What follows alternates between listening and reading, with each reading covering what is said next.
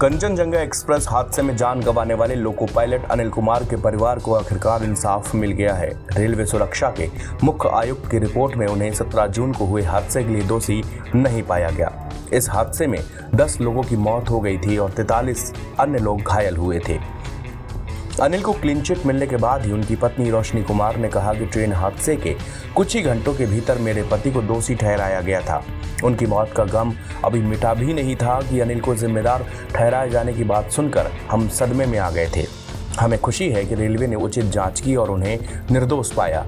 अब उनकी आत्मा को शांति मिलेगी। बता दें कि हादसे के 2 घंटे के भीतर ही रेलवे बोर्ड की चेयरमैन जया वर्मा सिन्हान और अन्य रेलवे अधिकारियों ने मान लिया था कि मृतक लोको पायलट और उनके घायल सहायक की गलती थी।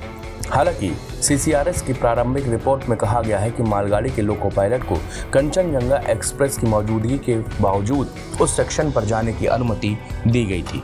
उन्हें बिना किसी सावधानी आदेश के सभी खराब सिग्नल को पार करने का गलत मेमो भी दिया गया था।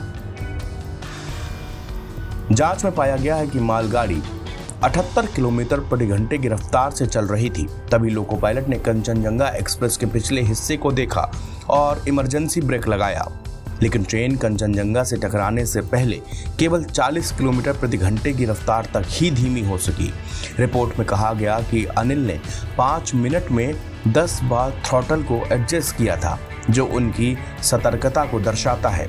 उनके पड़ोसियों ने बताया कि वो हमेशा से मानते थे कि कुमार की गलती नहीं हो सकती, क्योंकि उनका करियर बेदाग था और वो अपनी ईमानदारी के लिए जाने जाते थे। एक पड़ोसी काजल दास ने कहा कि एक मृत व्यक्ति को दुर्घटना के लिए दोषी ठहराना अनुचित था, खास तौर से तब जब वो अपने बचाव करने में असमर्थ था।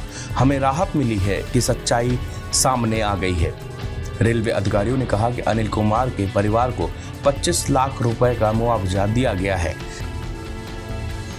एनएफआर के सीनियर अधिकारी ने कहा कि पेंशन आदेश भी जारी कर दिया गया है और ग्रेच्युटी का भुगतान भी जल्द ही कर दिया जाएगा। चूंकि उनके बेटे अभी नाबालिग हैं, इसलिए उनमें से एक को वयस्क होने पर रेलवे में नौकरी की पेशकश भी की जाएगी। यह घटना एक बार फिर से रेलवे सुरक्षा व्यवस्था पर सवाल खड़े करती है। यह दुर्भाग्यपूर्ण है कि एक निर्दोष व्यक्ति को अपनी जान गंवानी पड़ी और उसके परिवार को इतने कष्ट से गुजरना पड़ा।